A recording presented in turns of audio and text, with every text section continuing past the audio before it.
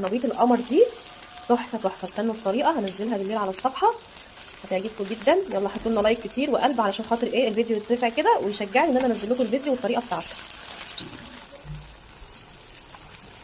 ما شاء الله ولا شربوا زيت ولا اي حاجه ولا شربوا بيض. لا والله العظيم بصوا شايفين اهو من غير بيض ومن غير اي حاجه. طعمها تحفه بقى ومشطشطه. مش عاوزه اقول لكم على الجمدان. مش عاوزه اقول لكم على الجمدان. ده قرنبيط مش كفته. الطريقه هنزلها لكم على الفيديو على الصفحه. هنزل لكم الفيديو على الصفحه. طريقته مفيش اسهل من كده. ولا بيض ولا لبن ولا اي هري من اللي احنا بنسمعه ده.